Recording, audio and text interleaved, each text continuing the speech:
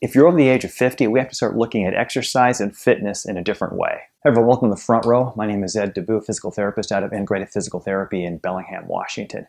If this is your first video, welcome to the channel. If you're a repeat offender, welcome back.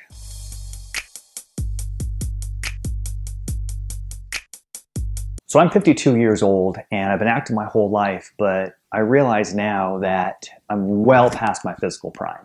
And so most of us hit our physical peak 25, 30-ish. Then after that, it's just to be real, we start getting older and life starts to happen. So in my opinion, there's four main areas that we need to look at for fitness as we start to get older, especially over the age of 50. Number one, we have to address old injuries. So in my situation, for example, I have an old right shoulder injury. I dislocated my right kneecap in high school.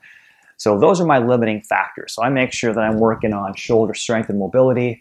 I'm foam rolling my quads. I'm making sure I limit the amount of basketball that I'm playing, things like that, because I know my knee is going to flare up if I don't. Second thing we have to do is we have to work on mobility. Just going to the gym is a good thing, and maybe we're doing some walking and some running, but we have to start moving our body in creative, different ways in order to keep that mobility going. Third thing is we have to work on strength. Strength is king.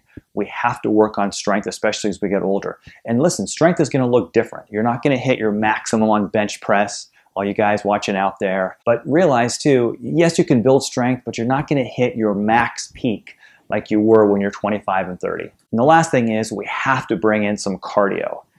Like if you've seen other videos, I'm not a huge cardio guy. I don't really like going on long runs, and Elizabeth, she'll get on the bike for 45 minutes. So I like to do a lot of high intensity interval training. So in my mind, that's how I'm addressing my VO2 max or trying to improve my cardiovascular system. In this video, we're going to talk particularly about mobility and specifically the reason why we need to get up and down off the floor, if possible, daily. Now, if you're in your 50s and you're watching this, you don't even think twice about getting up and down off the floor.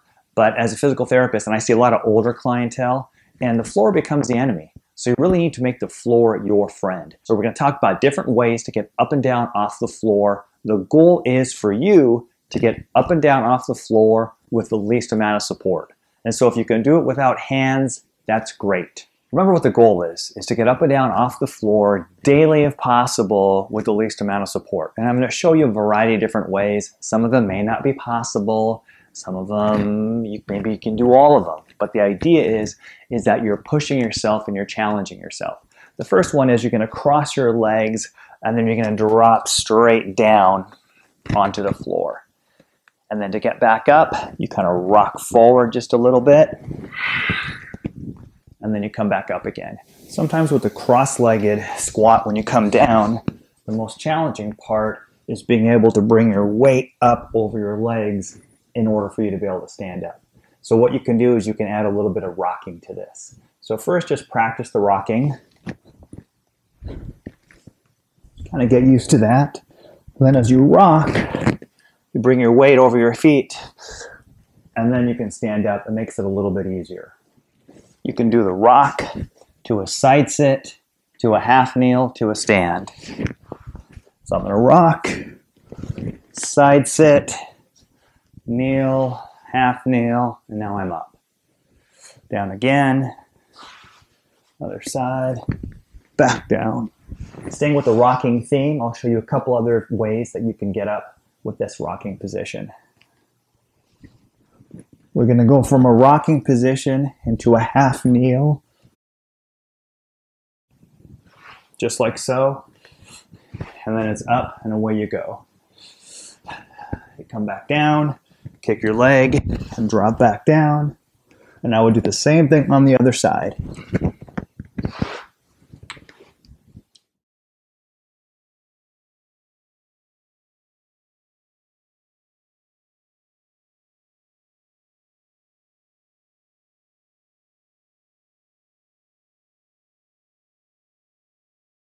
You can tell when I had my right leg forward, it was a little bit shaky because like I said at the beginning, my right side is my weaker side. I dislocated this kneecap. So when I do my work, when I do my mobility work, I'll do a few extra reps on this right side just to kind of bring it along. When I'm in the clinic and I'll ask an older client to get down on the floor, what they want to do is they want to put their hands on the floor, which is okay.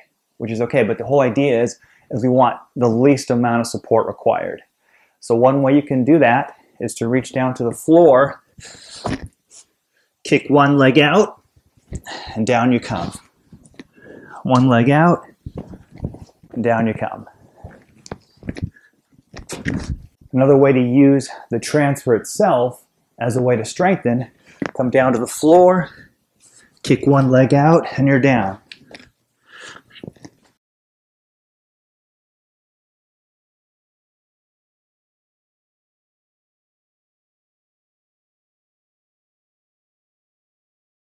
Floor transfers are critical because as we get older, the greater difficulty we have getting up and down off the floor is indicative in a quick snapshot of our overall physical health. If you think about getting up and down off the floor, it requires strength, balance, coordination, mobility, range of motion.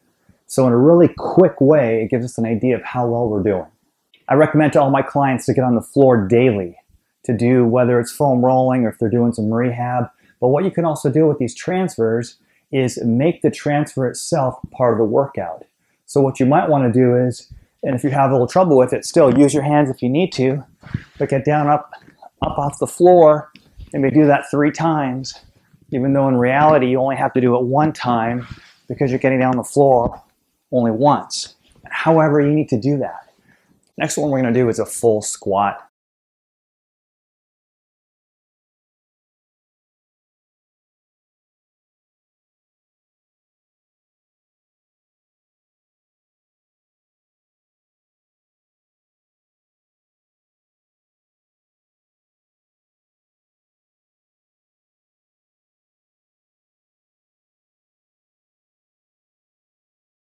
Next one is a half kneeling position.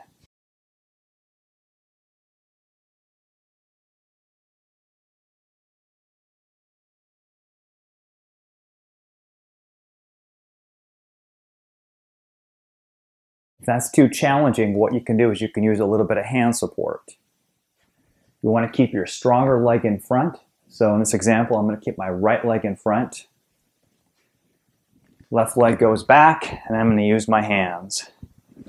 Kick that leg back, and then I'm going to side sit, and I'm on the ground. I have clients in their 80s, and they're not even off the hook in terms of floor transfers. Now I understand that you might need some more help, and that's okay. So get a stable chair. One idea is to put both hands on there, come down. Remember, keep your strong leg in front, come back down. We're kneeling. Then you can side sit however you need to. Do your exercises. When you're done, use the chair, come to a kneel, take whichever leg is your stronger leg, come up to here and push up. Make sure you're stable, and there you go. As you get stronger, maybe you only need one hand on the chair just for a little bit of balance and stability. So I'm walking on here, coming down, doing what I need to do, coming back up, a little bit of strength, hand on the knee, and I'm working my way back up. If you're over 50 and you want to learn more about successful aging and kind of join Elizabeth and I in this journey, like I said earlier, we're both in our early 50s. Actually, Elizabeth just turned 53, so she's theoretically older. Not theoretically, she is older than me. But don't bring it up. She gets kind of sensitive about that. But anyway, I'll put a link down below to livewell50.com. And we haven't launched it yet, but it's going to be a membership site dedicated to help you and us together along this journey as we age. All right, if you have any questions about floor transfers, please leave them down below. And if you haven't subscribed, please do so. If you enjoyed the video, please give it a thumbs up. And ding, turn on your notifications so you never miss another video. All right, take care.